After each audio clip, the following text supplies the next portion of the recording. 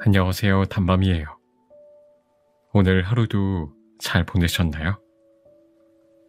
오늘은 여러분들께 재미있는 우화들을 읽어드리려고 해요. 단편단편의 이야기 속에 삶의 교훈을 주는 지혜가 담겨 있어서 잠드실 때 읽으시면 잠이 솔솔 오실 거예요. 그럼 오늘도 제가 재미있게 읽어드릴 테니 제 목소리 들으시면서 달달한 밤 보내시길 바랄게요. 구독과 좋아요, 알람 설정도 꼭 해주실 거죠?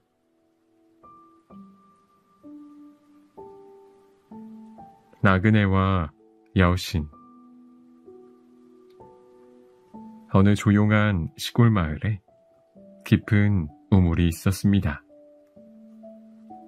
그 우물은 아주 오래전부터 있었으며 물 맛도 좋았습니다.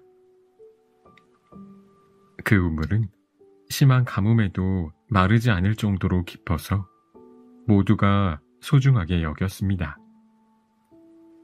그런데 우물이 깊다 보니 끔찍한 사고가 일어나곤 했습니다. 마을 아이들이 장난을 치며 놀다가 우물에 빠지기도 하고 소중한 물건을 빠뜨리기도 했습니다. 그럴 때마다 을의 마을 사람들은 우물을 지키는 티케 여신을 원망했습니다. 아이가 우물에 빠지면 그의 부모는 땅을 치고 울면서 외쳤습니다. 신이여, 어떻게 우리에게 이런 고통을 주시는 겁니까? 제발 우리의 아이를 살려주십시오. 마을 사람들은 자신의 잘못을 반성하기보다는 신을 먼저 원망하는 것이었습니다. 어느 날 한 나그네가 이 마을을 지나가게 되었습니다. 나그네는 먼 길을 여행했기 때문에 너무나 지쳐 있었습니다. 피곤에 지친 나그네는 마을의 우물을 발견하고 기뻐했습니다. 아, 우물이 있구나. 피곤해서 더 이상 걸을 수가 없어. 저 우물에서 목을 축이고 나서 좀 쉬어야겠다. 나그네는 불을 벌컥벌컥 마셨습니다. 실컷 물을 마신 나그네는 그제야 기운을 차린 모양이었습니다. 아, 이제야 좀 살 것 같다. 그런데 너무 피곤하구나. 여기에서 한숨 자고 가는 게 좋겠어. 나그네는 너무나 피곤한 나머지 그만 우물가에 누워서 잠을 자려고 했습니다.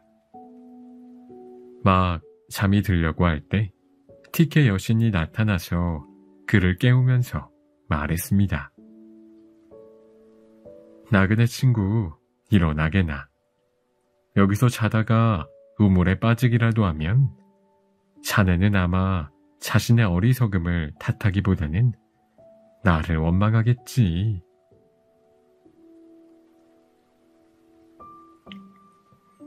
화살을 맞은 독수리. 새들의 왕 독수리는 날카로운 발톱과 무시무시한 부리를 가지고 있었습니다. 모든 새들은 힘센 독수리를 부러운 시선으로 바라보았으며 토끼나 양처럼 순한 동물들은 언제 독수리가 공격할지 몰라서 벌벌 떨었습니다. 독수리는 세상에서 무서운 것이 없었습니다. 멀리까지 내다볼 수 있는 좋은 눈을 가진 독수리는 하늘 높이 날다가도 일단 먹잇감이 나타나면 날쌔게 땅을 향해 돌진해 먹잇감을 잡았습니다. 일단 독수리의 목표가 되면 아무리 재빠른 동물도 달아날 수가 없었습니다. 독수리는 높은 나뭇가지에 앉아서 주위를 둘러보았습니다. 어디 먹을 것이 없을까? 지나가는 토끼라도 있으면 좋겠는데 사냥감을 찾고 있던 독수리는 사냥꾼이 살금살금 다가오고 있다는 사실을 전혀 모르고 있었습니다. 사냥꾼은 화살을 겨냥해서 독수리에게 쏘았습니다. 화살은 독수리의 가슴에 박히고 말았습니다. 으아! 독수리는 비명을 지르면서 하늘로 날아올랐습니다. 하지만 화살을 맞은 독수리는 얼마 날아가지 못하고 들판에 떨어지고 말았습니다. 독수리는 원망스러운 눈빛으로 자기 몸에 박혀있는 화살을 쳐다보았습니다. 그런데 그 화살은 독수리의 깃털로 만든 것이었습니다. 독수리는 화살 끝에 달린 자신의 깃털을 쳐다보면서 울부짖었습니다. 나를 죽게 만든 화살이 내 깃털로 만든 것이라니. 이렇게 비참할 수가.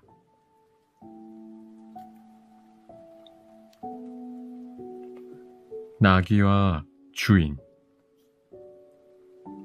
정원사를 위해 열심히 일하는 나귀가 한 마리 있었습니다.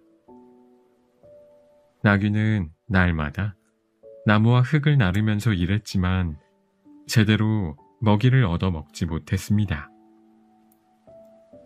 자신의 처지가 너무 부당하다고 생각한 나귀는 제우스 신을 찾아가서 새 주인을 구해달라고 기도했습니다. 위대하신 제우스 신이시여, 지금 하는 일이 너무 힘듭니다. 부디 저에게 다른 주인을 구해주십시오. 제우스 신은 나귀의 기도를 들어주었습니다. 얼마 후에 나귀는 옹기장이에게 팔려가게 되었습니다. 그러나 나귀는 이전보다 더욱 많은 짐을 나르게 되었습니다. 무거운 차륵과 도자기까지 운반하게 되었던 것입니다. 게다가 쉴 틈이 조금도 없었기 때문에 나귀는 또다시 불만을 품게 되었습니다. 그래서 나귀는 한 번 더 주인을 바꾸어 달라고 제우스 신에게 소원을 빌었습니다. 이번에도 좋은 주인을 만나지 못했습니다. 제발 다른 주인을 구해 주십시오. 제우스 신은 다시 나귀의 소원을 들어주었습니다. 옹기장이는 가축시장에 가서 나귀를 내다 팔았습니다. 결국 나귀가 팔려간 곳은 가죽장이의 집이었습니다. 이렇게 해서 나귀는 점점 더 힘든 주인을 만나게 된 것입니다. 가죽장이는 온갖 동물들의 가죽을 벗겨다가 물건을 만들어서 시장에 내다 팔고 있었습니다. 새 주인이 일하는 무시무시한 광경을 보다가 나귀는 무거운 한숨을 쉬면서 말했습니다. 나는 참 복도 없지. 차라리 처음 주인과 함께 있었으면 훨씬 좋았을 거야. 새 주인은 내 가죽까지 벗기려 들지도 모르겠군.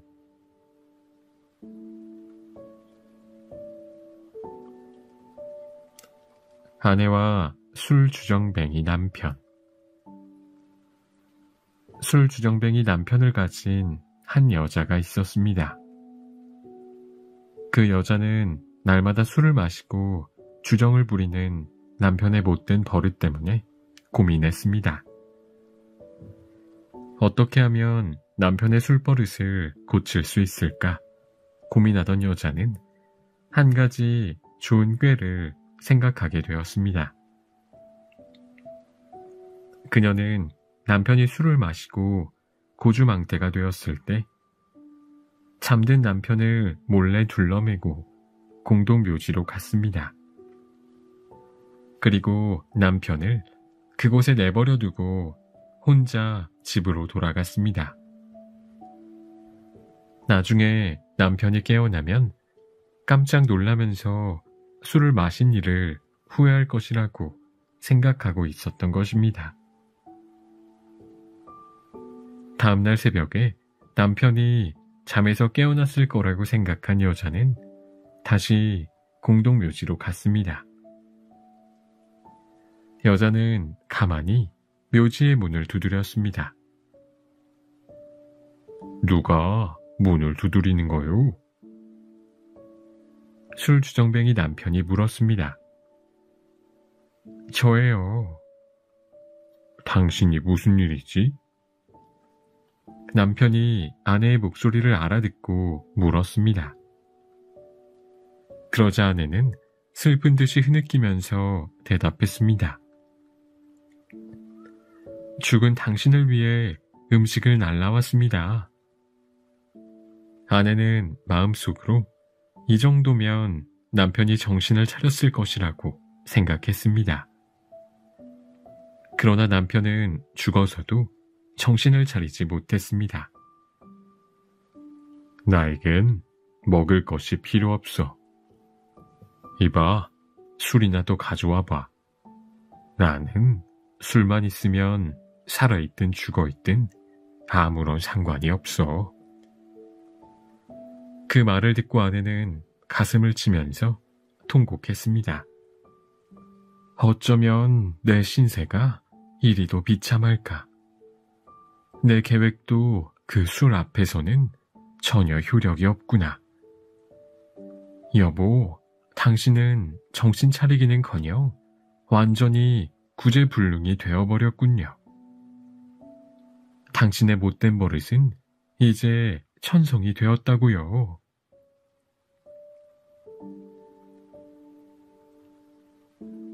암탉과 제비. 자기가 낳은 알을 잃어버린 암탉이 있었습니다. 애지중지하던 알이 없어지자 암탉은 슬픔과 비탄에 잠겨서 괴로워했습니다. 어느 날 암탉은 여전히 잃어버린 알을 생각하면서 이리저리 돌아다니고 있었습니다. 그런데 자신의 알과 비슷하게 생긴 하얀 알 하나가 보였습니다. 암탉은 깜짝 놀라서 주위를 살펴보았습니다. 그것은 뱀의 둥지에서 굴러나온 알이었습니다. 암탉은 그것이 비록 다른 동물들의 알이지만 소중하게 키워보고 싶었습니다. 그래서 암탉은 행여 깨질세라 조심하면서 뱀의 알을 자신의 둥지로 가져갔습니다. 그날부터 암탉은 날마다 정성스럽게 뱀의 알을 품으면서 마치 자신의 알처럼 따뜻하게 해주었습니다. 그런데 닭장의 처마 밑에 살고 있던 제비가 그 사실을 알게 되었습니다. 암탉아, 내가 품고 있는 것이 뱀의 알이라는 게 정말이니? 제비는 크게 눈을 뜨면서 도저히 믿을 수 없다는 표정으로 물었습니다. 그래, 맞아. 하지만 뱀의 알이라면 어떠니? 내가 정성스럽게 키우기만 하면 내 자식이나 다름없을 거야. 암탉은 아무렇지도 않은 듯이 대답했습니다. 그러나 제비는 한심하다는 듯이 혀를 차면서 말했습니다. 넌 정말 바보구나. 알에서 깨어나면 제일 먼저 너를 해칠 텐데 도대체 뱀을 왜 풀어주는 거지? 대장장이와 강아지. 어느 대장장이가 강아지 한 마리를 기르고 있었습니다. 그런데 이 강아지는 매우 게으른 강아지였습니다. 하루 종일 별다르게 하는 일도 없이 방바닥을 뒹굴면서 지냈던 것입니다. 무더운 여름날 주인이 땀을 뻘뻘 흘리면서 망치로 빨갛게 달아오른 쇠를 내리치고 있으면 강아지는 시원한 그늘을 찾아다니면서 늘어지게 낮잠을 잤습니다. 추운 겨울날 주인이 눈보라 속에서 불을 지필 장작을 베고 있을 때에도 강아지는 따뜻한 난로 근처에 자리를 잡고 앉아서 꿈쩍도 하지 않았습니다. 그러나 밥을 먹을 때가 되면 강아지는 몹시 부지런하게 움직였습니다. 대장장이가 빵과 고기를 꺼내서 식사를 하려고 하면 강아지는 어느 틈에 잠에서 깨어나 꼬리를 흔들면서 다가와 제일 먼저 식탁 앞에 앉아서 밥을 주기를 기다렸습니다. 하루 종일 힘들게 일을 하다가 식탁 앞에 앉은 대장장이는 먹이를 기다리면서 앉아있는 강아지를 보고 기가 막혔습니다. 대장장이는 한심하다는 표정으로 강아지를 바라보았습니다. 그리고 뼈다귀를 던져주면서 이렇게 말했습니다.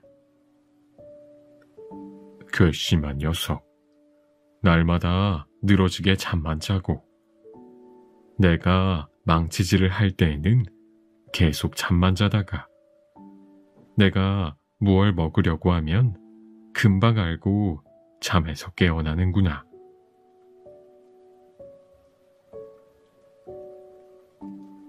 개미의 탐욕.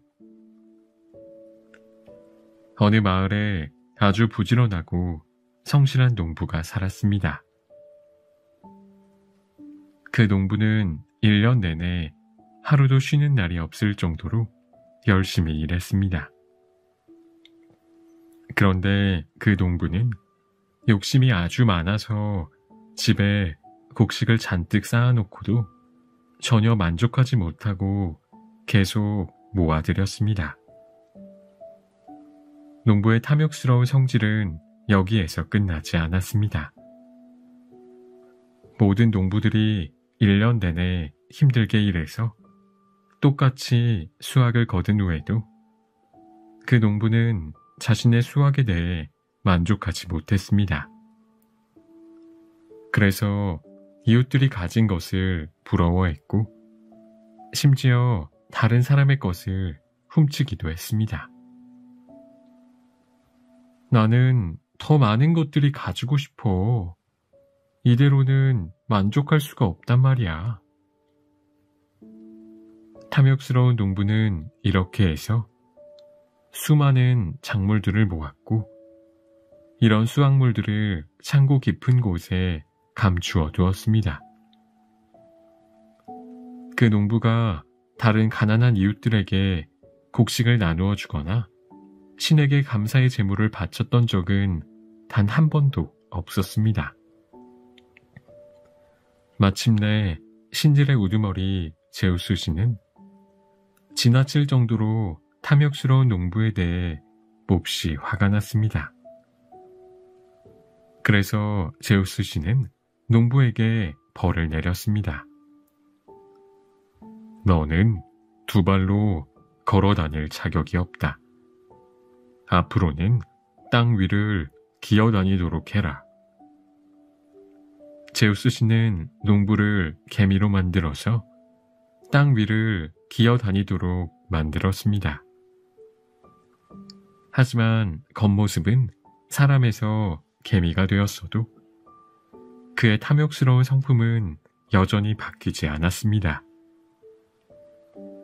개미는 땅속 깊은 곳에 굴을 파고 눈에 뜨이는 먹이는 무엇이든지 물어다가 저장했습니다.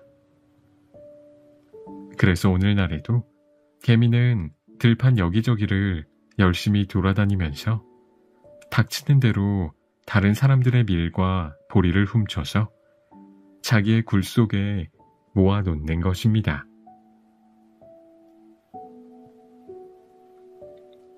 여우와 염소. 물을 마시던 여우가 그만 실수로 물에 풍덩 빠지고 말았습니다. 그 물은 바로 우물이었습니다. 여우는 아무리 생각해도 우물 밖으로 빠져나갈 방법이 떠오르지 않았습니다. 그런데 염소 한 마리가 물을 마시기 위해 우물가로 왔다가 여우를 발견했습니다. 염소는 우물 속을 들여다보면서 여우에게 물었습니다. 물맛이 어때? 아주 시원하고 좋아. 정말 기가 막힌 맛이야. 어서 내려와서 물을 마시게 해.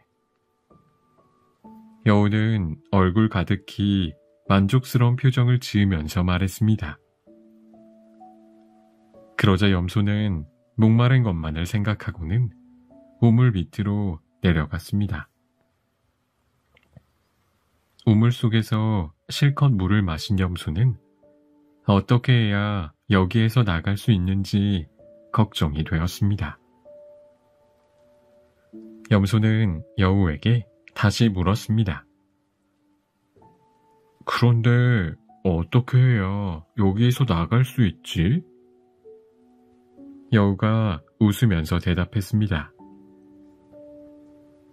나에게 아주 좋은 생각이 있어. 물론 우리 둘이 서로 힘을 합쳐야만 쓸 수 있는 방법이지. 그래? 어서 먼저 말을 해보게.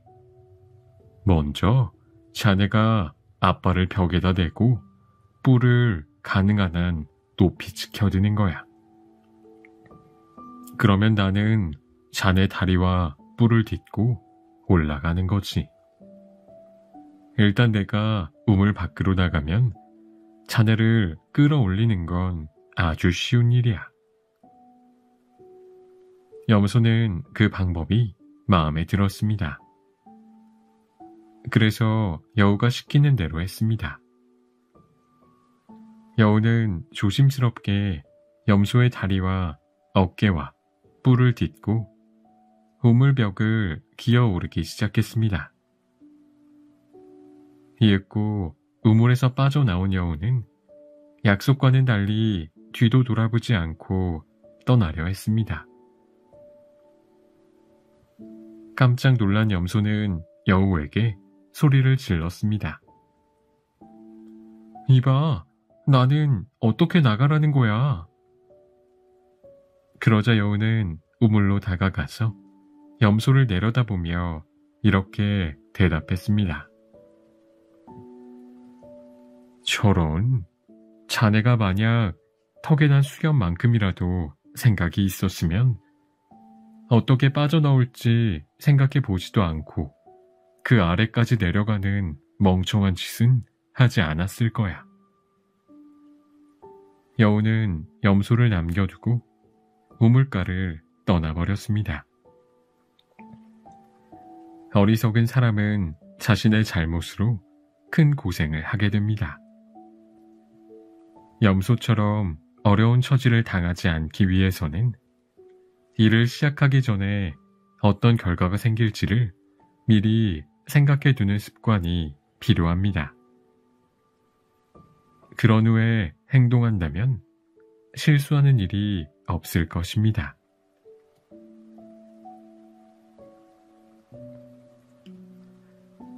사람과 사자가 함께 여행하다. 어떤 사람이 먼 길을 여행하고 있었습니다. 그 사람은 오랫동안 혼자 여행을 하고 있었습니다.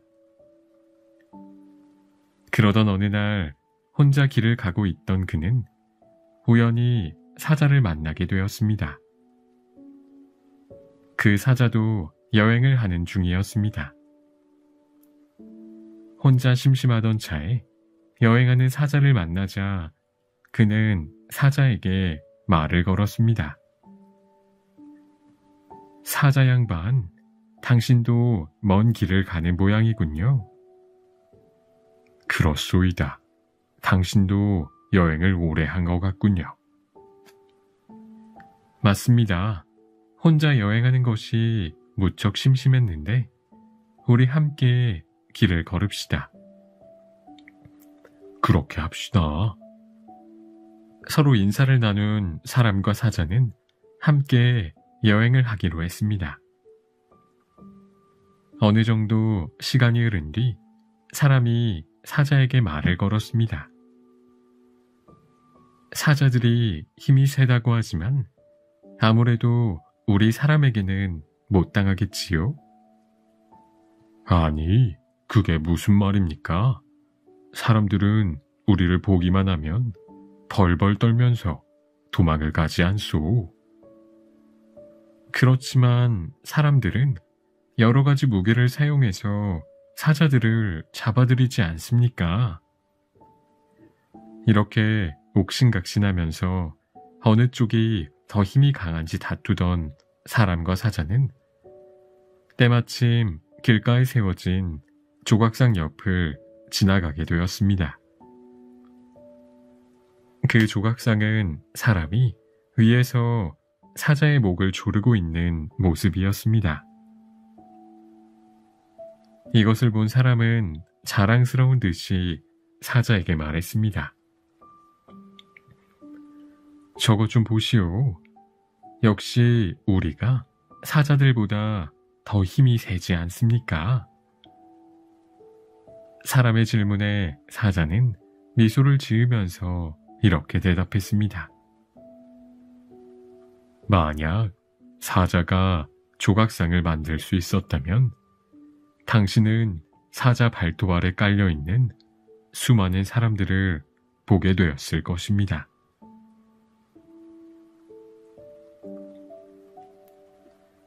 낙타와 제우스. 길을 가던 낙타가 우연히 멋진 뿔을 가진 황소와 마주치게 되었습니다. 우람한 체격의 황소는 들판에서 풀을 뜯어먹고 있었습니다. 낙타는 멋진 뿔을 가진 황소가 너무나 부러웠습니다. 야, 정말 멋있네. 내 머리에도 저런 뿔이 달렸으면 얼마나 좋을까? 낙타는 뿔을 가질 수 있는 방법에 대해 고민한 끝에 제우스 신을 찾아가서 간청을 하는 것이 좋겠다고 생각했습니다. 곧장 제우스 신을 찾아간 낙타는 고개를 조아리면서 애원했습니다. 제우스 신이여, 저에게는 왜 황소처럼 멋진 뿔이 없는 것입니까? 저에게 멋진 뿔 대신 못생긴 혹만 달려있답니다. 이것은 너무 불공평하다고 생각합니다. 저에게도 멋진 뿔을 달아주십시오. 낙타의 말을 가만히 듣고 있던 제우스 신이 말했습니다. 낙타야, 사막에 사는 너에게 거추장스럽게 뿔이 무슨 필요가 있니? 대신에 너에게는 메마른 사막에서도 잘 살아갈 수 있도록 몸속에 물과 양분을 저장하는 역할을 하는 혹과 모래 위를 힘차게 달릴 수 있는 다리를 주지 않았느냐. 하지만 황소의 뿔이 너무나 탐이 났던 낙타는 자신의 고집을 결코 굽히지 않았습니다. 하지만 저는 황소의 뿔을 꼭 가지고 싶습니다. 제발 저에게도 멋진 뿔을 주십시오. 낙타는 제우스 신을 조르기 시작했습니다. 낙타가 너무 자기 욕심만 부리자 제우스 신은 화를 내면서 그 소원을 거절했을 뿐만 아니라 한 걸음 더 나아가서 낙타의 귀 윗부분까지 싹둑 잘라버렸습니다.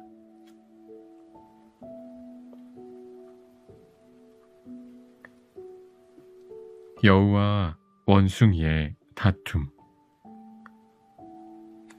여우와 원숭이가 산길을 여행하고 있었습니다. 이런저런 이야기를 나누면서 걸어가던 여우와 원숭이는 누구의 혈통이 더 우수한가를 놓고 말다툼을 벌이게 되었습니다. 우리 집안은 조상 대대로 뼈대가 있는 집안이야. 여우가 어깨를 으쓱거리며 말했습니다. 그래도 우리 가문을 따를 수는 없을 거야. 우리 조상들이 얼마나 화려하게 살았는지를 말하면 자네는 깜짝 놀라고 말 거야. 원숭이도 지지 않고 말했습니다. 여우와 원숭이는 길을 가는 동안 서로 자기 조상에 대한 자랑을 늘어놓았습니다. 그래도 우리 집안이 더 훌륭해. 아니야, 우리 집안이 더 훌륭해. 원숭이와 여우는 서로 자기 혈통이 더 훌륭하다고 다투면서 산 모퉁이를 돌아섰습니다. 갑자기 원숭이가 무겁게 한숨을 쉬었습니다. 갑자기 왜 그래? 여우가 궁금하다는 듯이 물었습니다. 그러자 원숭이는 손가락으로 건너편에 있는 수많은 무덤을 가리켰습니다. 저 무덤이 뭔지 아니? 잘 모르겠어. 저 무덤들은 모두 우리 가문에서 부리던 노예들의 무덤이야. 저 무덤들을 보고 지금의 처지를 생각하면 어떻게 한숨을 짓지 않을 수 있겠니? 원숭이는 더욱 크게 한숨을 내쉬었습니다. 그러자 여우가 원숭이에게 말했습니다. 그래? 그런 거짓말이라면 얼마든지 해도 괜찮겠지. 아무도 저 무덤 속에서 벌떡 일어나 내 말이 거짓말이라고 하지는 않을 테니까.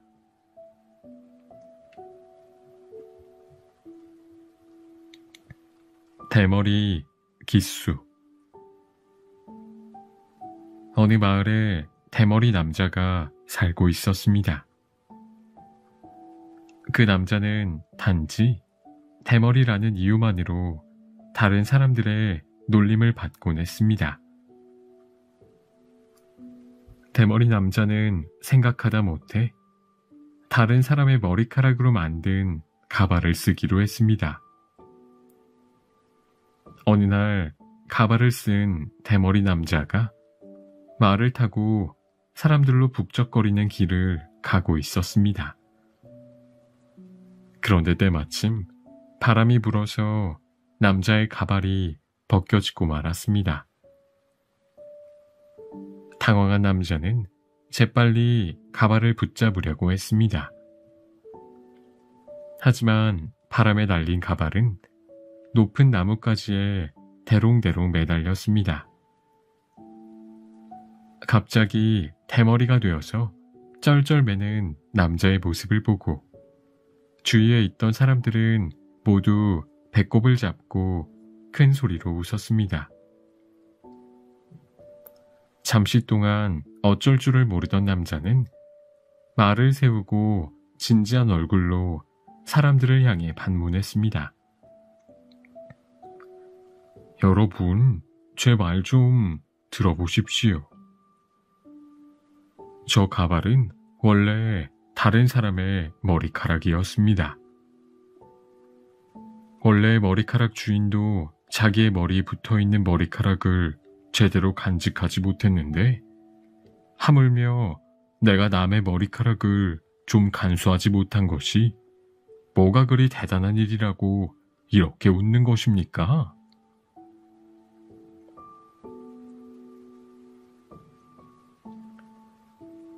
개똥 집박이와 까마귀. 까마귀는 사람들에게 앞으로 다가올 불길한 일들을 미리 알려주는 새입니다. 그래서 사람들은 깃털이 검은 까마귀가 까까 굴면서 날아가면 하루 종일 조심스럽게 행동합니다. 우거진 숲속에 살고 있던 개똥 집박이는 까마귀의 신통한 능력이 부러웠습니다. 그리고 자신도 그런 능력을 가지고 싶었습니다. 곰곰이 따져보면 까마귀의 울음소리가 자신의 울음소리보다 더 특별한 것도 없다고 생각했습니다. 쳇, 사람들이란 참 어리석어. 세상에서 제일 잘난 것처럼 뽐을 내다가도 그깟 까마귀란 놈이 어쩌다 우는 소리만 들으면 벌벌 떠니까 말이야. 못생긴 까마귀가 하는 일인데 나라고 못할 거 없지. 이제부터 나도 사람들에게 앞날을 알려주는 점장이 새가 될 거야. 때마침 먼 지방으로 여행을 떠나는 사람들이 숲속을 지나가고 있었습니다. 개똥 집박이는 자신의 능력을 자랑할 좋은 기회라고 생각했습니다. 개똥 집박이는 여행자들에게 날아가서 나뭇가지에 걸터 앉았습니다. 그러고는 커다랗게 목청을 높여 울었습니다. 조용하던 숲속에 갑자기 개똥 집박이의 울음소리가 울려 퍼졌습니다. 그 소리를 들은 여행자들은 깜짝 놀라서 걸음을 멈추고 주위를 돌아보았습니다. 그러자 개똥 집박이는 의기양양한 태도로 꼬리를 한껏 치켜 세우면서 다시 한번 커다랗게 울었습니다. 여행을 하던 사람들 중에 한 명이 조심스러운 눈길로 숲속을 둘러보았습니다. 그러다가 나뭇가지에 앉아있는 개똥 집박이를 발견하고는 피식 웃었습니다.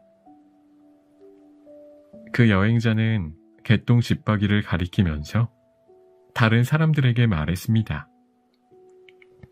에이, 신경 쓸 거 없어요. 그냥 가던 길이나 갑시다. 저건 개똥 집박이일 뿐이에요.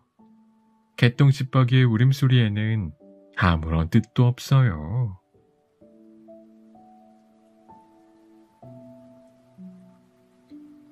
여주인과 하녀들. 어느 농가에 많은 하녀들을 거느리고 사는 여주인이 있었습니다. 그 여주인은 하녀들을 아주 지독하게 부려먹는 것으로 유명했습니다. 여주인은 매우 부지런한 사람이었습니다. 그래서 새벽에 닭이 울기만 하면 하녀들을 깨워서 일을 시켰습니다. 하녀들은 하루도 거르지 않고 날마다 이른 새벽부터 늦은 밤까지 열심히 일했습니다. 고된 일을 하면서 하녀들은 각자 자기의 신세를 한탄했습니다. 정말 힘들어 죽겠어. 새벽부터 밤늦게까지 일만 해야 하다니. 나도 그래. 잠 한번 푹 자보는 게 소원이야. 무슨 좋은 수가 없을까? 그러자 빨래를 하던 하녀가 다른 하녀들에게 말했습니다. 나에게 좋은 수가 있으니. 뭔데? 다른 하녀들이 모두 귀를 기울이면서 모여들었습니다.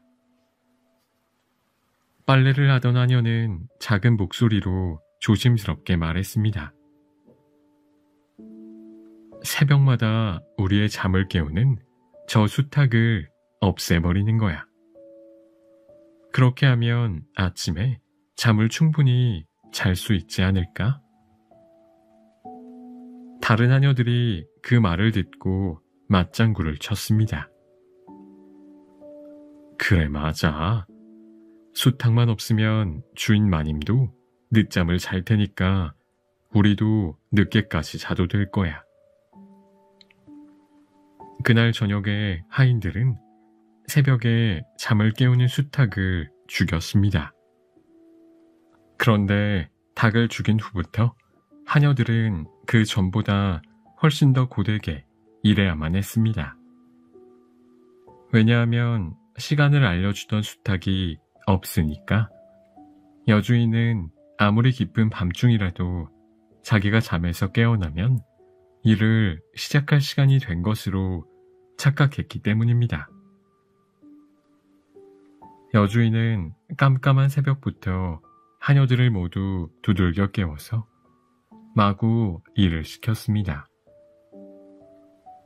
잔꾀를 부리다가 일을 더 많이 하게 된 하녀들은 닭을 죽인 것을 후회했답니다.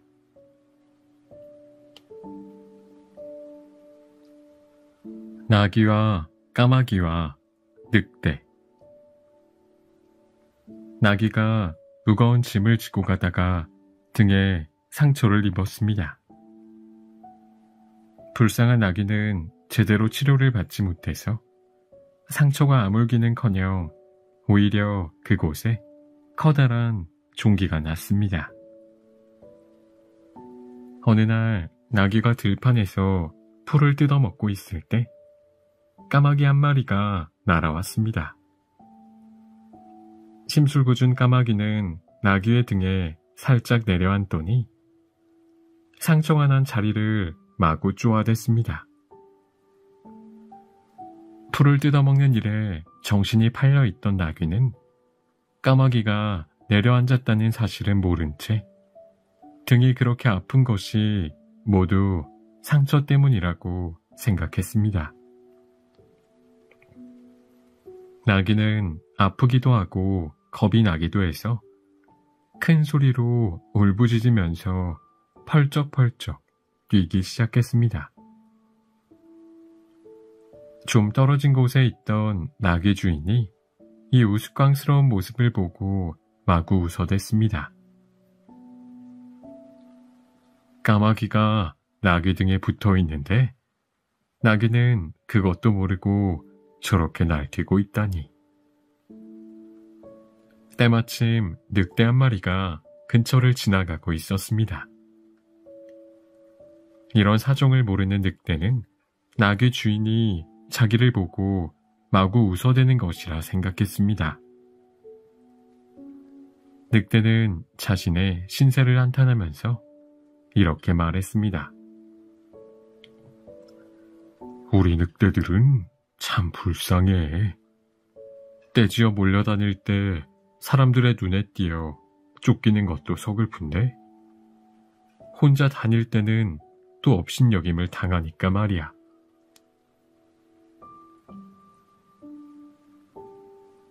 흙탕물을 일으키는 어부.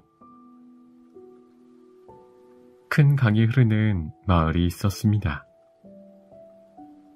그 마을에는 강에서 물고기를 잡아서 생활하는 어부가 살고 있었습니다. 어부는 날마다 그물을 던져서 물고기를 잡았습니다. 오늘도 어부는 그물을 던지기 위해 강으로 갔습니다. 어부는 그물을 던져놓고 생각했습니다. 이런 식으로 물고기를 잡아서는 내 생활이 조금도 나아지지 않을 거야. 물고기를 조금씩 잡아서는 부자가 될 수가 없단 말이야. 어떻게 하면 물고기를 한꺼번에 많이 잡을 수 있을까? 한참 동안 고민하던 어부가 고개를 끄덕이면서 중얼거렸습니다. 그래, 좋은 방법이 있어. 어부는 그물을 넓게 펼쳐서 한쪽 강둑에서 건너편 강둑까지 가로막았습니다. 그리고 밧줄에 돌멩이를 매달아서 강물을 마구 휘젓기 시작했습니다. 이렇게 하면 한꺼번에 많은 물고기를 잡을 수 있을 거야. 어부는 깜짝 놀란 물고기들이 서둘러 도망치다가 쳐놓은 그물에 걸려들 것이라고 생각했습니다. 그런데 그 마을에 살고 있던 다른 사람이 어부의 행동을 보고 항의했습니다. 이봐요, 그렇게 하면 강물이 더러워지잖아요. 강물이 더러워지면 마을 사람들이 흙탕물을 마셔야 합니다. 어부는 그 사람의 말을 무시한 채 계속 돌멩이를 휘저으면서 대답했습니다. 나도 알고 있어요. 하지만 이렇게 하지 않으면 내가 굶어 죽게 생긴걸요.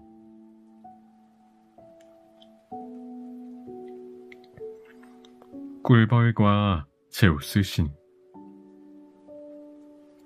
애초에 꿀벌에게는 지금처럼 사람을 쏠 수 있는 날카로운 침이 없었습니다. 꿀벌은 그저 부지런히 달콤한 꿀을 모으면서 살아가는 성실한 곤충이었습니다. 꿀벌은 아침부터 저녁까지 꿀을 모으기 위해 꽃밭을 이리저리 날아다녔습니다. 그리고 그 꿀을 정성껏 집에다가 모아두었습니다.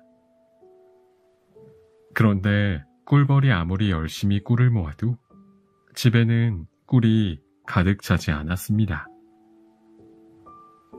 꿀벌이 어느 정도 꿀을 모아놓으면 사람들이 와서 그 꿀을 조금씩 꺼내갔기 때문입니다. 그 대신에 사람들은 꿀을 모으는 꿀벌을 소중하게 여기고 잘 보살폈습니다. 그리고 꿀벌로부터 얻은 달콤한 꿀을 신들에게 바치면서 감사의 기도를 올렸습니다. 이렇게 꿀벌과 사람은 평화롭고 사이좋게 살았습니다. 그러나 꿀벌들은 차츰차츰 사람들이 와서 애써 모은 꿀을 꺼내가는 것을 못마땅하게 여기게 되었습니다.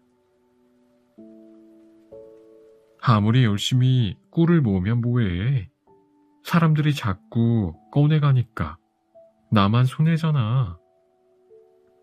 꿀벌은 속이 상해서 견딜 수가 없었습니다. 그렇다고 해서 사람들이 꿀을 가져가지 못하도록 막을 수도 없었습니다. 그래서 꿀벌은 자신들에게도 스스로를 지킬 수 있는 무기가 있어야겠다고 생각했습니다. 꿀벌은 곧장 제우스 신을 찾아가서 꿀을 훔치려고 함부로 벌집을 뒤적거리는 사람을 혼내줄 수 있는 힘을 달라고 부탁했습니다. 그렇지 않으면 더 이상 꿀을 모으지 않겠다고 항의했습니다. 제우스 신은 자기 것을 조금도 나누어 주려고 하지 않는 꿀벌들의 이기적인 태도에 화가 났습니다. 좋다. 꿀벌들의 소원을 들어주겠다. 그 대신 꿀벌들은 그에 상응하는 대가를 치르게 될 것이다. 제우스 씨는 꿀벌들에게 침을 내려주었습니다. 그러나 그 침을 사용할 때에는 항상 대가를 치러야 했습니다. 꿀을 지키기 위해 누군가를 쏘고 난 다음에 꿀벌은 반드시 목숨을 잃게 되었던 것입니다.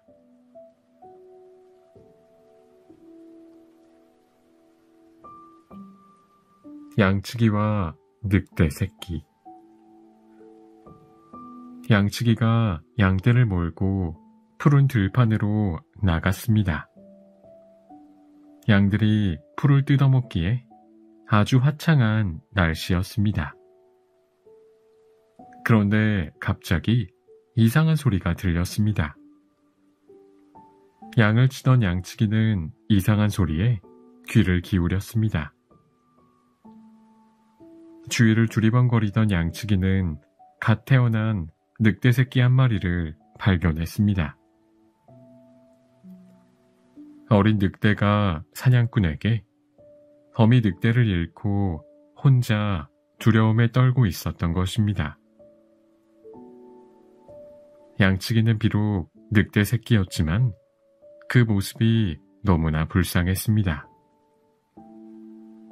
그리고 아무리 사나운 늑대라고 해도 어렸을 때부터 길을 잘 들인다면 많은 도움이 될 수 있을 것 같았습니다.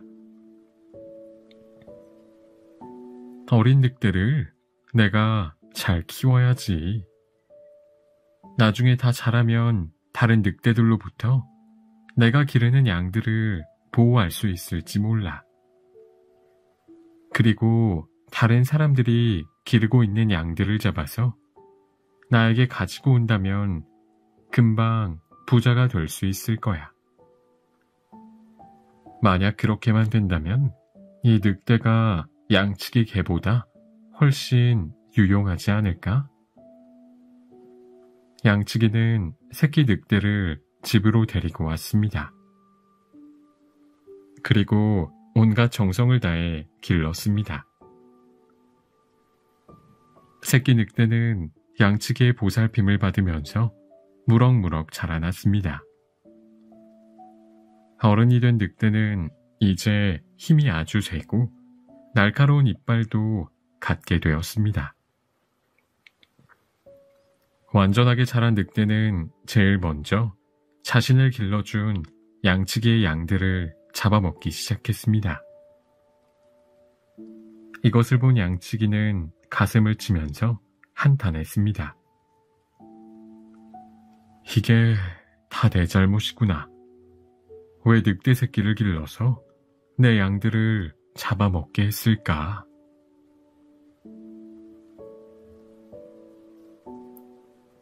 나무꾼과 헤르메스. 나무꾼이 나무를 베다가 도끼를 물속에 빠뜨렸습니다. 나무꾼은 어쩔 줄 몰라서 그 자리에 주저앉아 목 놓아 울고 있었습니다. 헤르메스 신이 나무꾼의 울음소리를 듣고 나무꾼에게 물었습니다. 너는 무엇 때문에 울고 있느냐? 나무꾼은 헤르메스 신을 보자 서러운 듯이 울면서 대답했습니다. 저는 도끼로 나무를 베어서 먹고 사는 나무꾼입니다. 그런데 그만 실수로 연못에 도끼를 빠뜨리고 말았습니다. 나무꾼의 신세가 몹시 불쌍하다고 생각한 헤르메스 신은 연못 속으로 들어가서 금도끼를 들고 나왔습니다. 이것이 너의 도끼냐? 헤르메스 신은 나무꾼에게 금도끼를 보여주면서 물었습니다. 아닙니다. 헤르메스 신은 다시 은도끼를 보여주며 물었습니다. 이것이 너의 도끼냐? 그것은 저의 도끼가 아닙니다. 이번에도 나무꾼은 아니라고 대답했습니다. 헤르메스는 세 번째로 나무꾼의 쇠도끼를 보여주면서 물었습니다. 이것이 너의 도끼냐? 그렇습니다.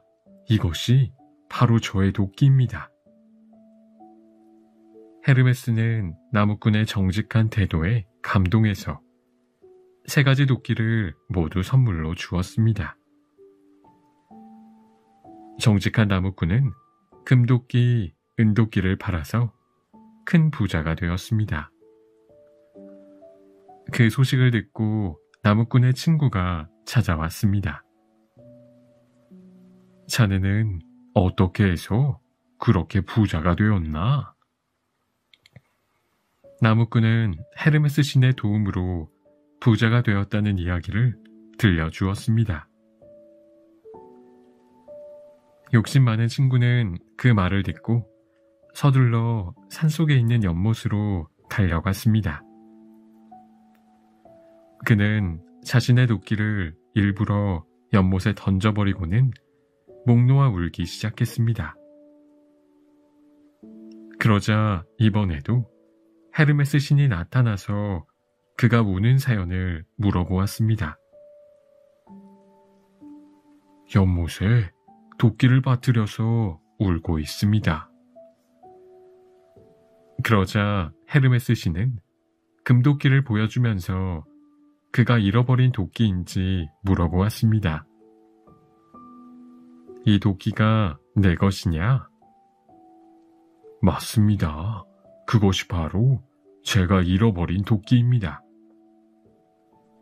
욕심 많은 친구는 금도끼를 보자 몹시 기뻐하면서 자신의 것이라고 소리쳤습니다. 헤르메스 신은 그 남자의 뻔뻔스러움에 화가 나서 금도끼를 주기는커녕 쇠도끼도 돌려주지 않았답니다.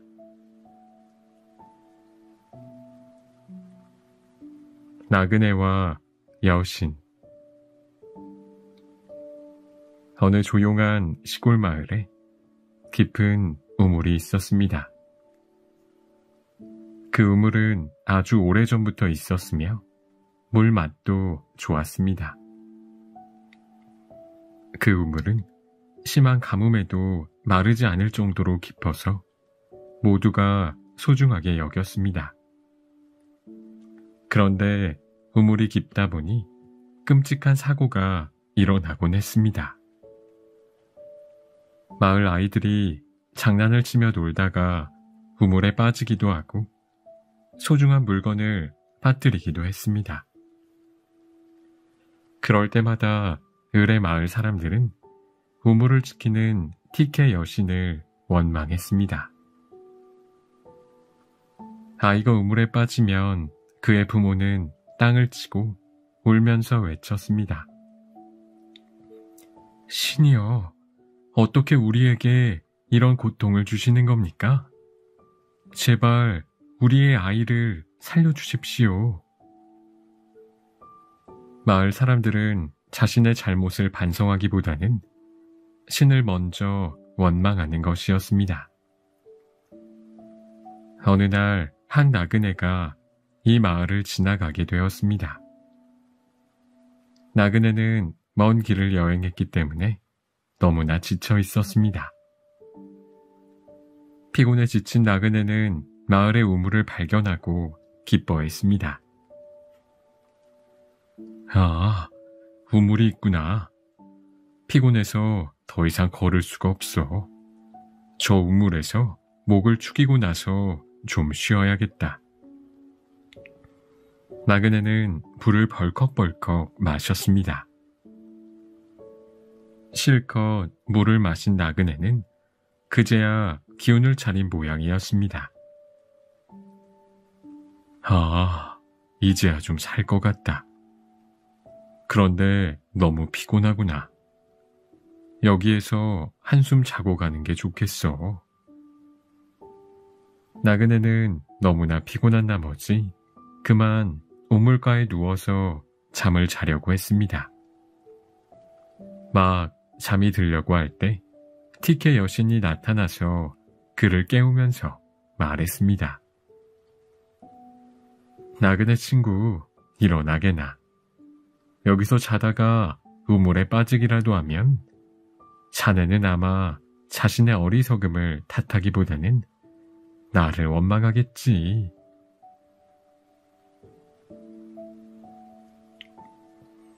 화살을 맞은 독수리. 새들의 왕 독수리는 날카로운 발톱과 무시무시한 부리를 가지고 있었습니다. 모든 새들은 힘센 독수리를 부러운 시선으로 바라보았으며 토끼나 양처럼 순한 동물들은 언제 독수리가 공격할지 몰라서 벌벌 떨었습니다. 독수리는 세상에서 무서운 것이 없었습니다. 멀리까지 내다볼 수 있는 좋은 눈을 가진 독수리는 하늘 높이 날다가도 일단 먹잇감이 나타나면 날쌔게 땅을 향해 돌진해 먹잇감을 잡았습니다. 일단 독수리의 목표가 되면 아무리 재빠른 동물도 달아날 수가 없었습니다. 독수리는 높은 나뭇가지에 앉아서 주위를 둘러보았습니다. 어디 먹을 것이 없을까? 지나가는 토끼라도 있으면 좋겠는데. 사냥감을 찾고 있던 독수리는 사냥꾼이 살금살금 다가오고 있다는 사실을 전혀 모르고 있었습니다. 사냥꾼은 화살을 겨냥해서 독수리에게 쏘았습니다. 화살은 독수리의 가슴에 박히고 말았습니다. 으아! 독수리는 비명을 지르면서 하늘로 날아올랐습니다. 하지만 화살을 맞은 독수리는 얼마 날아가지 못하고 들판에 떨어지고 말았습니다. 독수리는 원망스러운 눈빛으로 자기 몸에 박혀있는 화살을 쳐다보았습니다. 그런데 그 화살은 독수리의 깃털로 만든 것이었습니다. 독수리는 화살 끝에 달린 자신의 깃털을 쳐다보면서 울부짖었습니다. 나를 죽게 만든 화살이 내 깃털로 만든 것이라니. 이렇게 비참할 수가.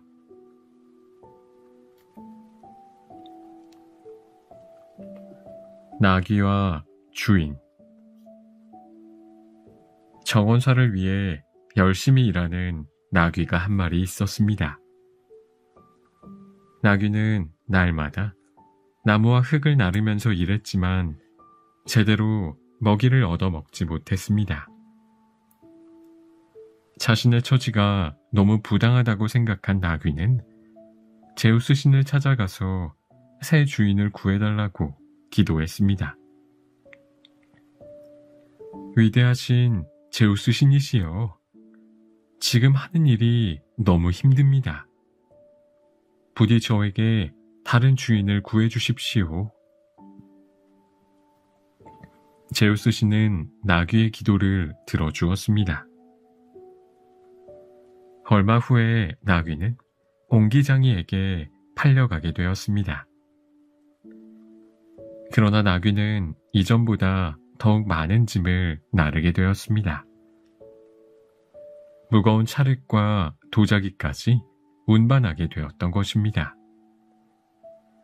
게다가 쉴 틈이 조금도 없었기 때문에 나귀는 또다시 불만을 품게 되었습니다. 그래서 나귀는 한 번 더 주인을 바꾸어 달라고 제우스 신에게 소원을 빌었습니다. 이번에도 좋은 주인을 만나지 못했습니다. 제발 다른 주인을 구해 주십시오. 제우스 신은 다시 나귀의 소원을 들어주었습니다. 옹기장이는 가축시장에 가서 나귀를 내다 팔았습니다. 결국 나귀가 팔려간 곳은 가죽장이의 집이었습니다. 이렇게 해서 나귀는 점점 더 힘든 주인을 만나게 된 것입니다. 가죽장이는 온갖 동물들의 가죽을 벗겨다가 물건을 만들어서 시장에 내다 팔고 있었습니다. 새 주인이 일하는 무시무시한 광경을 보다가 나귀는 무거운 한숨을 쉬면서 말했습니다. 나는 참 복도 없지. 차라리 처음 주인과 함께 있었으면 훨씬 좋았을 거야. 새 주인은 내 가죽까지 벗기려 들지도 모르겠군.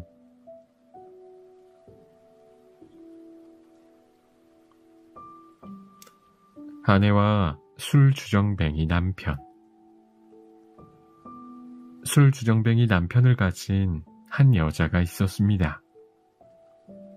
그 여자는 날마다 술을 마시고 주정을 부리는 남편의 못된 버릇 때문에 고민했습니다. 어떻게 하면 남편의 술버릇을 고칠 수 있을까 고민하던 여자는 한 가지 좋은 꾀를 생각하게 되었습니다.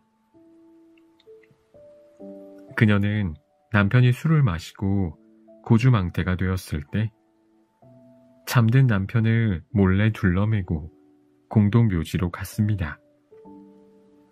그리고 남편을 그곳에 내버려 두고 혼자 집으로 돌아갔습니다.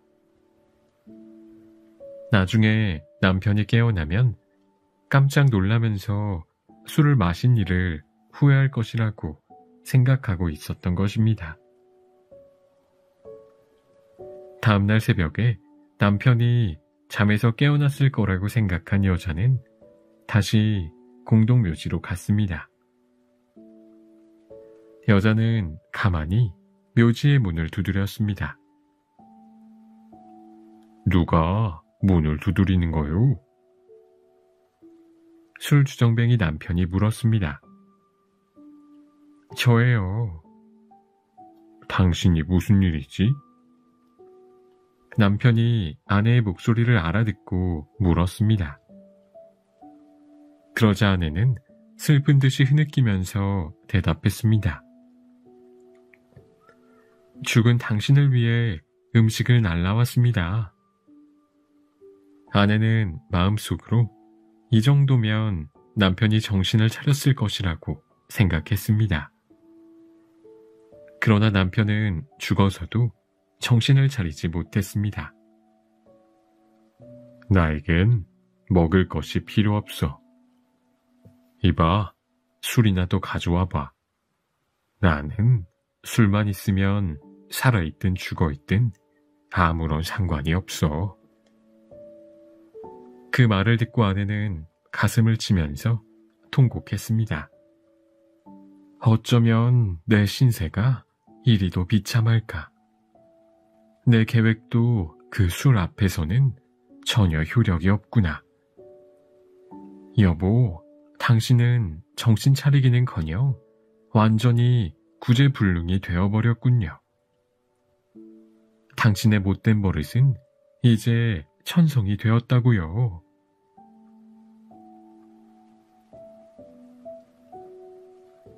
암탉과 제비. 자기가 낳은 알을 잃어버린 암탉이 있었습니다. 애지중지하던 알이 없어지자 암탉은 슬픔과 비탄에 잠겨서 괴로워했습니다. 어느 날 암탉은 여전히 잃어버린 알을 생각하면서 이리저리 돌아다니고 있었습니다. 그런데 자신의 알과 비슷하게 생긴 하얀 알 하나가 보였습니다. 암탉은 깜짝 놀라서 주위를 살펴보았습니다. 그것은 뱀의 둥지에서 굴러나온 알이었습니다. 암탉은 그것이 비록 다른 동물들의 알이지만 소중하게 키워보고 싶었습니다. 그래서 암탉은 행여 깨질세라 조심하면서 뱀의 알을 자신의 둥지로 가져갔습니다. 그날부터 암탉은 날마다 정성스럽게 뱀의 알을 품으면서 마치 자신의 알처럼 따뜻하게 해주었습니다. 그런데 닭장의 처마 밑에 살고 있던 제비가 그 사실을 알게 되었습니다. 암탉아, 내가 품고 있는 것이 뱀의 알이라는 게 정말이니? 제비는 크게 눈을 뜨면서 도저히 믿을 수 없다는 표정으로 물었습니다. 그래, 맞아. 하지만 뱀의 알이라면 어떠니? 내가 정성스럽게 키우기만 하면 내 자식이나 다름없을 거야. 암탉은 아무렇지도 않은 듯이 대답했습니다. 그러나 제비는 한심하다는 듯이 혀를 차면서 말했습니다. 넌 정말 바보구나. 알에서 깨어나면 제일 먼저 너를 해칠 텐데 도대체 뱀을 왜 풀어주는 거지? 대장장이와 강아지. 어느 대장장이가 강아지 한 마리를 기르고 있었습니다. 그런데 이 강아지는 매우 게으른 강아지였습니다. 하루 종일 별다르게 하는 일도 없이 방바닥을 뒹굴면서 지냈던 것입니다. 무더운 여름날 주인이 땀을 뻘뻘 흘리면서 망치로 빨갛게 달아오른 쇠를 내리치고 있으면 강아지는 시원한 그늘을 찾아다니면서 늘어지게 낮잠을 잤습니다. 추운 겨울날 주인이 눈보라 속에서 불을 지필 장작을 베고 있을 때에도 강아지는 따뜻한 난로 근처에 자리를 잡고 앉아서 꿈쩍도 하지 않았습니다. 그러나 밥을 먹을 때가 되면 강아지는 몹시 부지런하게 움직였습니다. 대장장이가 빵과 고기를 꺼내서 식사를 하려고 하면 강아지는 어느 틈에 잠에서 깨어나 꼬리를 흔들면서 다가와 제일 먼저 식탁 앞에 앉아서 밥을 주기를 기다렸습니다. 하루 종일 힘들게 일을 하다가 식탁 앞에 앉은 대장장이는 먹이를 기다리면서 앉아있는 강아지를 보고 기가 막혔습니다. 대장장이는 한심하다는 표정으로 강아지를 바라보았습니다. 그리고 뼈다귀를 던져주면서 이렇게 말했습니다. 괘씸한 녀석, 날마다 늘어지게 잠만 자고 내가 망치질을 할 때에는 계속 잠만 자다가 내가 무얼 먹으려고 하면 금방 알고 잠에서 깨어나는구나.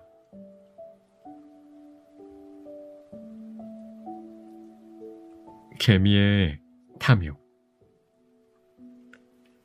어느 마을에 아주 부지런하고 성실한 농부가 살았습니다.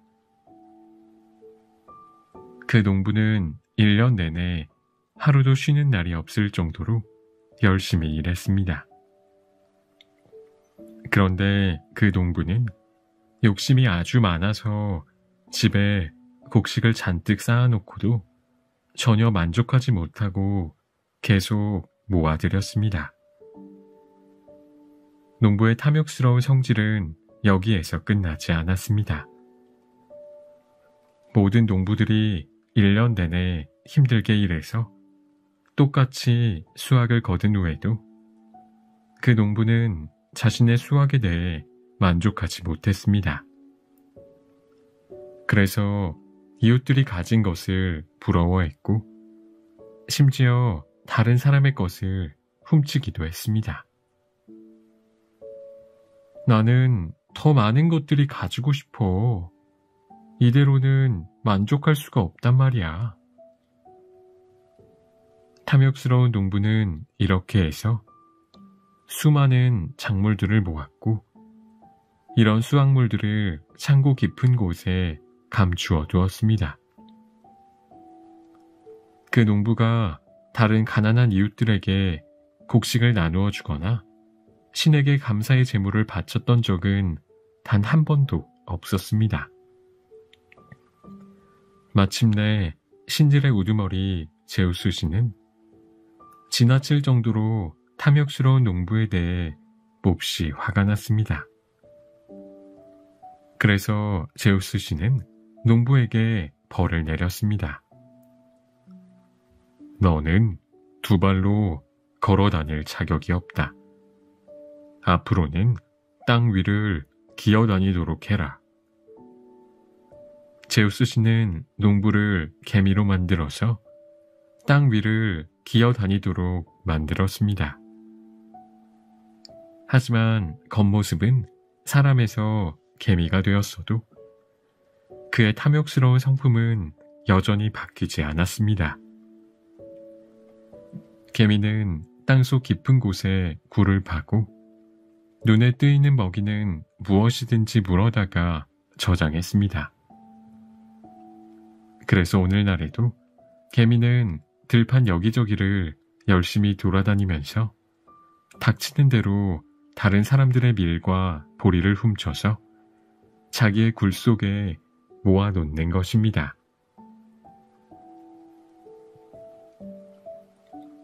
여우와 염소. 물을 마시던 여우가 그만 실수로 물에 풍덩 빠지고 말았습니다. 그 물은 바로 우물이었습니다. 여우는 아무리 생각해도 우물 밖으로 빠져나갈 방법이 떠오르지 않았습니다. 그런데 염소 한 마리가 물을 마시기 위해 우물가로 왔다가 여우를 발견했습니다. 염소는 우물 속을 들여다보면서 여우에게 물었습니다. 물맛이 어때? 아주 시원하고 좋아. 정말 기가 막힌 맛이야. 어서 내려와서 물을 마시게 해.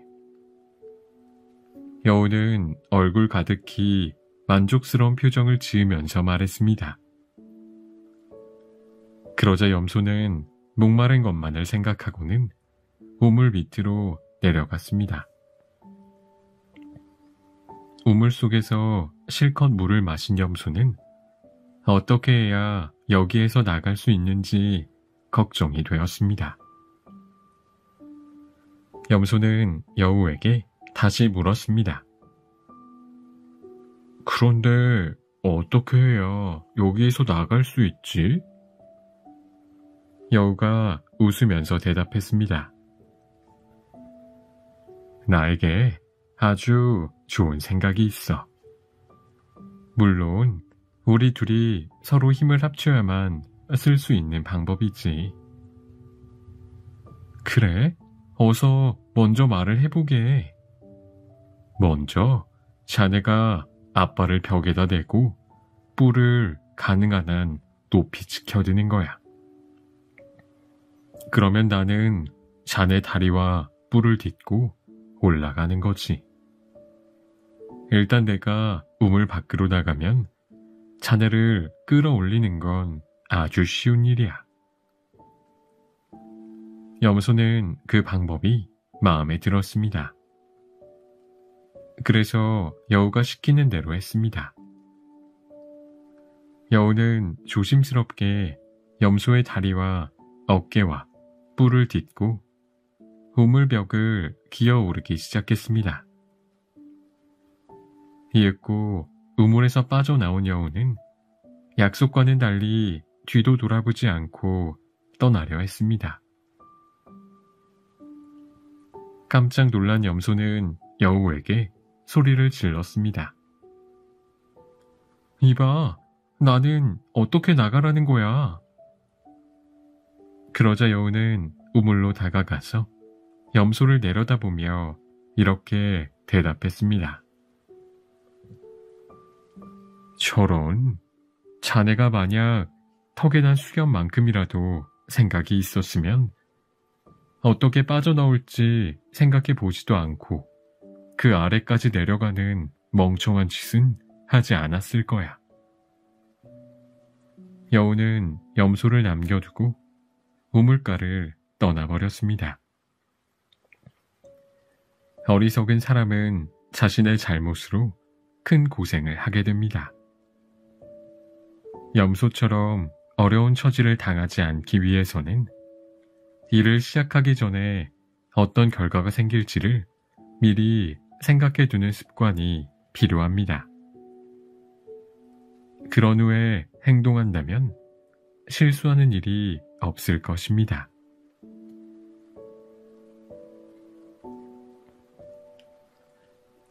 사람과 사자가 함께 여행하다. 어떤 사람이 먼 길을 여행하고 있었습니다. 그 사람은 오랫동안 혼자 여행을 하고 있었습니다. 그러던 어느 날 혼자 길을 가고 있던 그는 우연히 사자를 만나게 되었습니다. 그 사자도 여행을 하는 중이었습니다. 혼자 심심하던 차에 여행하는 사자를 만나자 그는 사자에게 말을 걸었습니다. 사자 양반, 당신도 먼 길을 가는 모양이군요. 그렇소이다. 당신도 여행을 오래 한 것 같군요. 맞습니다. 혼자 여행하는 것이 무척 심심했는데 우리 함께 길을 걸읍시다. 그렇게 합시다. 서로 인사를 나눈 사람과 사자는 함께 여행을 하기로 했습니다. 어느 정도 시간이 흐른 뒤 사람이 사자에게 말을 걸었습니다. 사자들이 힘이 세다고 하지만 아무래도 우리 사람에게는 못 당하겠지요? 아니, 그게 무슨 말입니까? 사람들은 우리를 보기만 하면 벌벌 떨면서 도망을 가지 않소. 그렇지만 사람들은 여러 가지 무게를 사용해서 사자들을 잡아들이지 않습니까? 이렇게 옥신각신하면서 어느 쪽이 더 힘이 강한지 다투던 사람과 사자는 때마침 길가에 세워진 조각상 옆을 지나가게 되었습니다. 그 조각상은 사람이 위에서 사자의 목을 조르고 있는 모습이었습니다. 이것을 본 사람은 자랑스러운 듯이 사자에게 말했습니다. 저것 좀 보시오. 역시 우리가 사자들보다 더 힘이 세지 않습니까? 사람의 질문에 사자는 미소를 지으면서 이렇게 대답했습니다. 만약 사자가 조각상을 만들 수 있었다면 당신은 사자 발톱 아래 깔려있는 수많은 사람들을 보게 되었을 것입니다.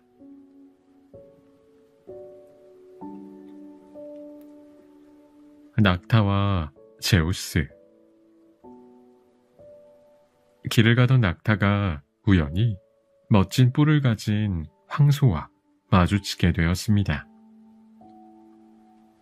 우람한 체격의 황소는 들판에서 풀을 뜯어먹고 있었습니다. 낙타는 멋진 뿔을 가진 황소가 너무나 부러웠습니다. 야, 정말 멋있네. 내 머리에도 저런 뿔이 달렸으면 얼마나 좋을까?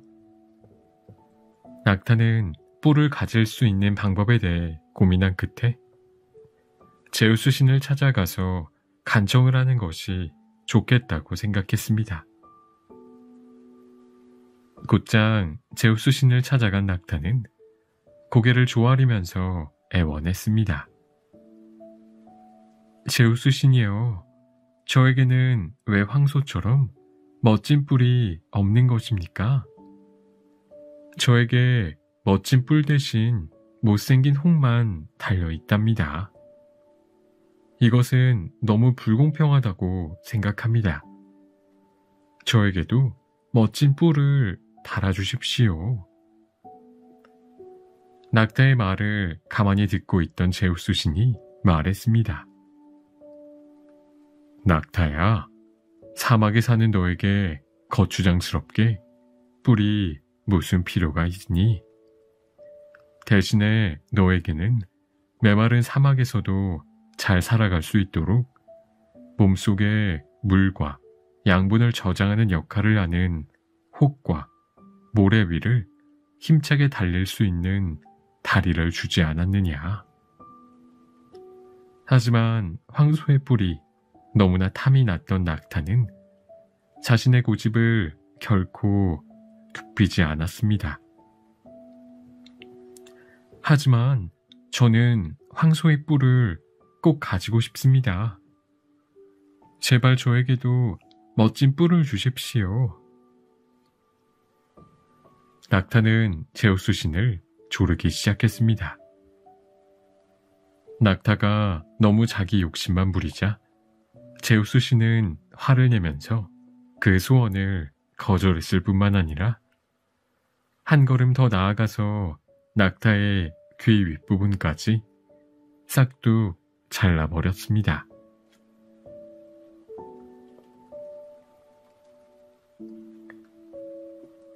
여우와 원숭이의 다툼. 여우와 원숭이가 산길을 여행하고 있었습니다. 이런저런 이야기를 나누면서 걸어가던 여우와 원숭이는 누구의 혈통이 더 우수한가를 놓고 말다툼을 벌이게 되었습니다. 우리 집안은 조상 대대로 뼈대가 있는 집안이야. 여우가 어깨를 으쓱거리며 말했습니다. 그래도 우리 가문을 따를 수는 없을 거야. 우리 조상들이 얼마나 화려하게 살았는지를 말하면 자네는 깜짝 놀라고 말 거야. 원숭이도 지지 않고 말했습니다. 여우와 원숭이는 길을 가는 동안 서로 자기 조상에 대한 자랑을 늘어놓았습니다. 그래도 우리 집안이 더 훌륭해. 아니야, 우리 집안이 더 훌륭해. 원숭이와 여우는 서로 자기 혈통이 더 훌륭하다고 다투면서 산 모퉁이를 돌아섰습니다. 갑자기 원숭이가 무겁게 한숨을 쉬었습니다.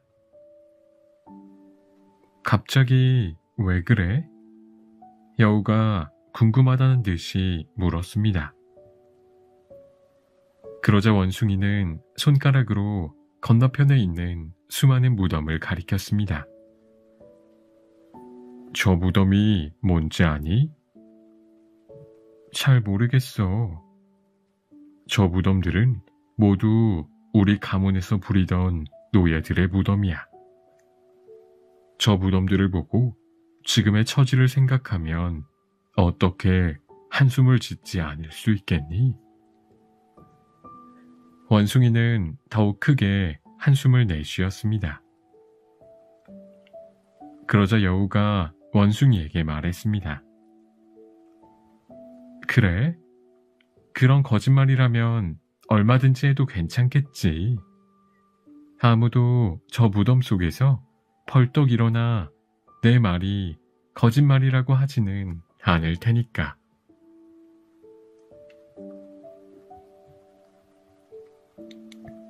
대머리 기수.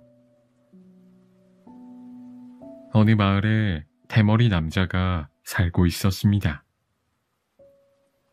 그 남자는 단지 대머리라는 이유만으로 다른 사람들의 놀림을 받곤 했습니다. 대머리 남자는 생각하다 못해 다른 사람의 머리카락으로 만든 가발을 쓰기로 했습니다.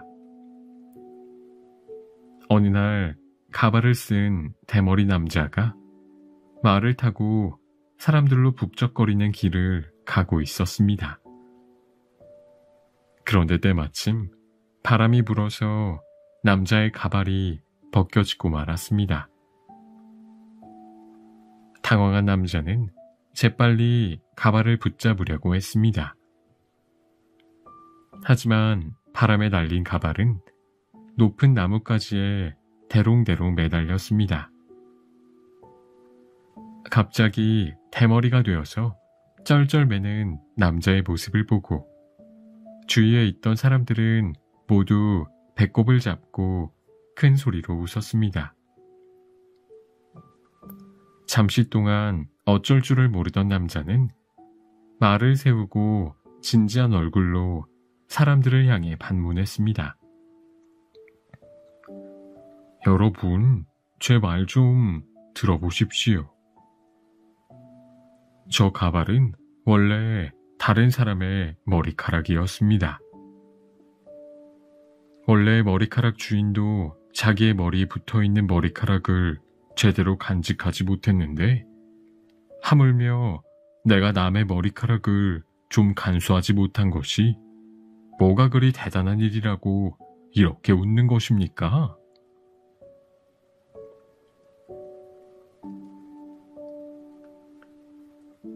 개똥 집박이와 까마귀. 까마귀는 사람들에게 앞으로 다가올 불길한 일들을 미리 알려주는 새입니다. 그래서 사람들은 깃털이 검은 까마귀가 까까 굴면서 날아가면 하루 종일 조심스럽게 행동합니다. 우거진 숲속에 살고 있던 개똥 집박이는 까마귀의 신통한 능력이 부러웠습니다. 그리고 자신도 그런 능력을 가지고 싶었습니다. 곰곰이 따져보면 까마귀의 울음소리가 자신의 울음소리보다 더 특별한 것도 없다고 생각했습니다. 쳇, 사람들이란 참 어리석어. 세상에서 제일 잘난 것처럼 뽐을 내다가도 그깟 까마귀란 놈이 어쩌다 우는 소리만 들으면 벌벌 떠니까 말이야. 못생긴 까마귀가 하는 일인데 나라고 못할 거 없지. 이제부터 나도 사람들에게 앞날을 알려주는 점장이 새가 될 거야. 때마침 먼 지방으로 여행을 떠나는 사람들이 숲속을 지나가고 있었습니다. 개똥 집박이는 자신의 능력을 자랑할 좋은 기회라고 생각했습니다. 개똥 집박이는 여행자들에게 날아가서 나뭇가지에 걸터 앉았습니다. 그러고는 커다랗게 목청을 높여 울었습니다. 조용하던 숲속에 갑자기 개똥 집박이의 울음소리가 울려 퍼졌습니다. 그 소리를 들은 여행자들은 깜짝 놀라서 걸음을 멈추고 주위를 돌아보았습니다. 그러자 개똥 집박이는 의기양양한 태도로 꼬리를 한껏 치켜 세우면서 다시 한번 커다랗게 울었습니다. 여행을 하던 사람들 중에 한 명이 조심스러운 눈길로 숲속을 둘러보았습니다. 그러다가 나뭇가지에 앉아있는 개똥 집박이를 발견하고는 피식 웃었습니다. 그 여행자는 개똥 집박이를 가리키면서 다른 사람들에게 말했습니다. 에이, 신경 쓸 거 없어요. 그냥 가던 길이나 갑시다. 저건 개똥 집박이일 뿐이에요. 개똥 집박이의 울음소리에는 아무런 뜻도 없어요.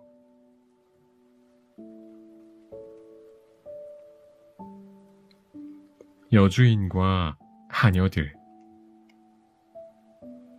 어느 농가에 많은 하녀들을 거느리고 사는 여주인이 있었습니다. 그 여주인은 하녀들을 아주 지독하게 부려먹는 것으로 유명했습니다. 여주인은 매우 부지런한 사람이었습니다. 그래서 새벽에 닭이 울기만 하면 하녀들을 깨워서 일을 시켰습니다. 하녀들은 하루도 거르지 않고 날마다 이른 새벽부터 늦은 밤까지 열심히 일했습니다. 고된 일을 하면서 하녀들은 각자 자기의 신세를 한탄했습니다. 정말 힘들어 죽겠어. 새벽부터 밤늦게까지 일만 해야 하다니. 나도 그래. 잠 한번 푹 자보는 게 소원이야. 무슨 좋은 수가 없을까? 그러자 빨래를 하던 하녀가 다른 하녀들에게 말했습니다. 나에게 좋은 수가 있으니. 뭔데? 다른 하녀들이 모두 귀를 기울이면서 모여들었습니다. 빨래를 하던 하녀는 작은 목소리로 조심스럽게 말했습니다. 새벽마다 우리의 잠을 깨우는 저 수탉을 없애버리는 거야. 그렇게 하면 아침에 잠을 충분히 잘 수 있지 않을까? 다른 하녀들이 그 말을 듣고 맞장구를 쳤습니다. 그래, 맞아. 수탉만 없으면 주인 마님도 늦잠을 잘 테니까 우리도 늦게까지 자도 될 거야. 그날 저녁에 하인들은 새벽에 잠을 깨우는 수탉을 죽였습니다. 그런데 닭을 죽인 후부터 하녀들은 그 전보다 훨씬 더 고되게 일해야만 했습니다. 왜냐하면 시간을 알려주던 수탉이 없으니까 여주인은 아무리 깊은 밤중이라도 자기가 잠에서 깨어나면 일을 시작할 시간이 된 것으로 착각했기 때문입니다. 여주인은 깜깜한 새벽부터 하녀들을 모두 두들겨 깨워서 마구 일을 시켰습니다. 잔꾀를 부리다가 일을 더 많이 하게 된 하녀들은 닭을 죽인 것을 후회했답니다.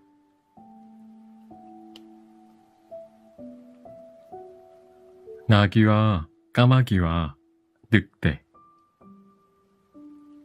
나귀가 무거운 짐을 지고 가다가 등에 상처를 입었습니다.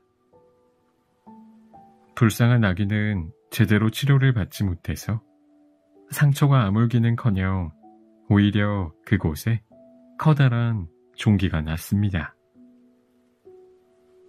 어느 날 나귀가 들판에서 풀을 뜯어먹고 있을 때 까마귀 한 마리가 날아왔습니다.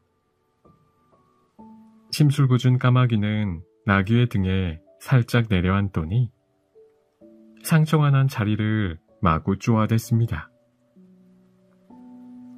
풀을 뜯어먹는 일에 정신이 팔려있던 나귀는 까마귀가 내려앉았다는 사실은 모른 채 등이 그렇게 아픈 것이 모두 상처 때문이라고 생각했습니다. 나귀는 아프기도 하고 겁이 나기도 해서 큰 소리로 울부짖으면서 펄쩍펄쩍 뛰기 시작했습니다. 좀 떨어진 곳에 있던 나귀 주인이 이 우스꽝스러운 모습을 보고 마구 웃어댔습니다. 까마귀가 나귀 등에 붙어 있는데 나귀는 그것도 모르고 저렇게 날뛰고 있다니. 때마침 늑대 한 마리가 근처를 지나가고 있었습니다. 이런 사정을 모르는 늑대는 나귀 주인이 자기를 보고 마구 웃어대는 것이라 생각했습니다. 늑대는 자신의 신세를 한탄하면서 이렇게 말했습니다. 우리 늑대들은 참 불쌍해. 떼지어 몰려다닐 때 사람들의 눈에 띄어 쫓기는 것도 서글픈데 혼자 다닐 때는 또 업신여김을 당하니까 말이야.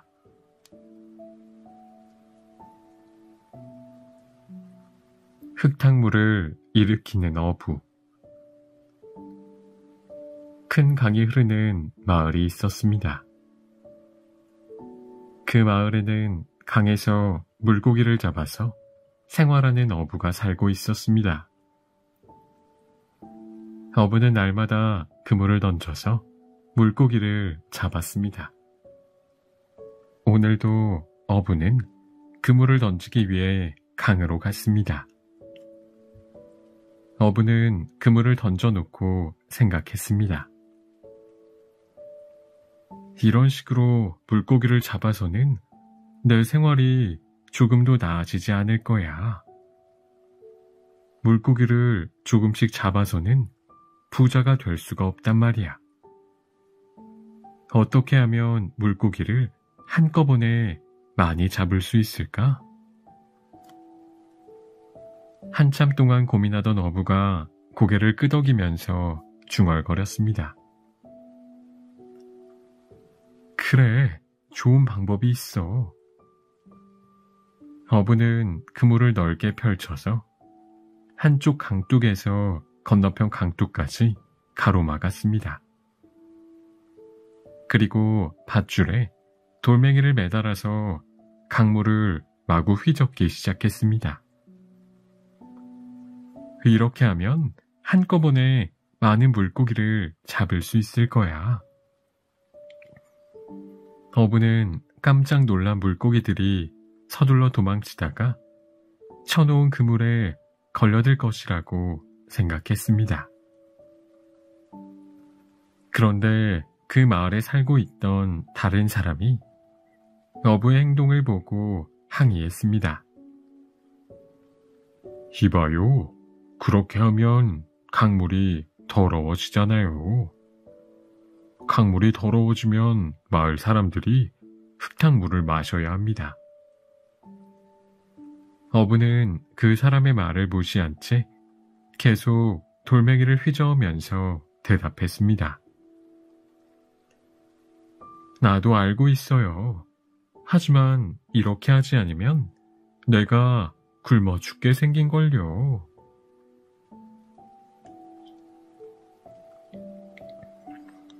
꿀벌과 제우스 신. 애초에 꿀벌에게는 지금처럼 사람을 쏠 수 있는 날카로운 침이 없었습니다. 꿀벌은 그저 부지런히 달콤한 꿀을 모으면서 살아가는 성실한 곤충이었습니다. 꿀벌은 아침부터 저녁까지 꿀을 모으기 위해 꽃밭을 이리저리 날아다녔습니다. 그리고 그 꿀을 정성껏 집에다가 모아두었습니다. 그런데 꿀벌이 아무리 열심히 꿀을 모아도 집에는 꿀이 가득 차지 않았습니다. 꿀벌이 어느 정도 꿀을 모아놓으면 사람들이 와서 그 꿀을 조금씩 꺼내갔기 때문입니다. 그 대신에 사람들은 꿀을 모으는 꿀벌을 소중하게 여기고 잘 보살폈습니다. 그리고 꿀벌로부터 얻은 달콤한 꿀을 신들에게 바치면서 감사의 기도를 올렸습니다. 이렇게 꿀벌과 사람은 평화롭고 사이좋게 살았습니다. 그러나 꿀벌들은 차츰차츰 사람들이 와서 애써 모은 꿀을 꺼내가는 것을 못마땅하게 여기게 되었습니다. 아무리 열심히 꿀을 모으면 뭐해? 사람들이 자꾸 꺼내가니까 나만 손해잖아. 꿀벌은 속이 상해서 견딜 수가 없었습니다. 그렇다고 해서 사람들이 꿀을 가져가지 못하도록 막을 수도 없었습니다. 그래서 꿀벌은 자신들에게도 스스로를 지킬 수 있는 무기가 있어야겠다고 생각했습니다. 꿀벌은 곧장 제우스 신을 찾아가서 꿀을 훔치려고 함부로 벌집을 뒤적거리는 사람을 혼내줄 수 있는 힘을 달라고 부탁했습니다. 그렇지 않으면 더 이상 꿀을 모으지 않겠다고 항의했습니다. 제우스 신은 자기 것을 조금도 나누어 주려고 하지 않는 꿀벌들의 이기적인 태도에 화가 났습니다. 좋다. 꿀벌들의 소원을 들어주겠다. 그 대신 꿀벌들은 그에 상응하는 대가를 치르게 될 것이다. 제우스 씨는 꿀벌들에게 침을 내려주었습니다. 그러나 그 침을 사용할 때에는 항상 대가를 치러야 했습니다. 꿀을 지키기 위해 누군가를 쏘고 난 다음에 꿀벌은 반드시 목숨을 잃게 되었던 것입니다.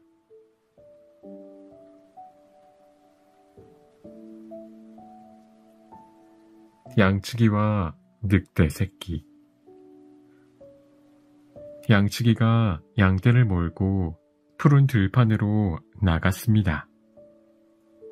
양들이 풀을 뜯어먹기에 아주 화창한 날씨였습니다. 그런데 갑자기 이상한 소리가 들렸습니다. 양을 치던 양치기는 이상한 소리에 귀를 기울였습니다. 주위를 두리번거리던 양치기는 갓 태어난 늑대 새끼 한 마리를 발견했습니다. 어린 늑대가 사냥꾼에게 어미 늑대를 잃고 혼자 두려움에 떨고 있었던 것입니다. 양치기는 비록 늑대 새끼였지만 그 모습이 너무나 불쌍했습니다.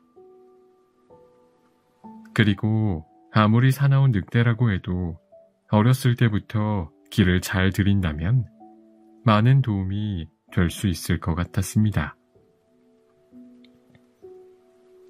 어린 늑대를 내가 잘 키워야지. 나중에 다 자라면 다른 늑대들로부터 내가 기르는 양들을 보호할 수 있을지 몰라. 그리고 다른 사람들이 기르고 있는 양들을 잡아서 나에게 가지고 온다면 금방 부자가 될 수 있을 거야. 만약 그렇게만 된다면 이 늑대가 양치기 개보다 훨씬 유용하지 않을까? 양치기는 새끼 늑대를 집으로 데리고 왔습니다. 그리고 온갖 정성을 다해 길렀습니다. 새끼 늑대는 양치기의 보살핌을 받으면서 무럭무럭 자라났습니다.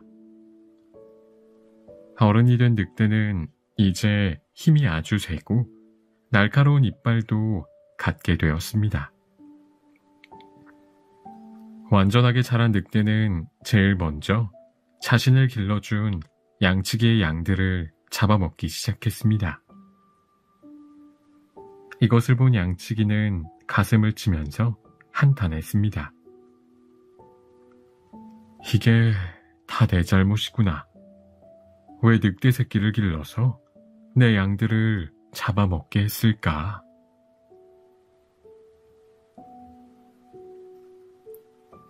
나무꾼과 헤르메스.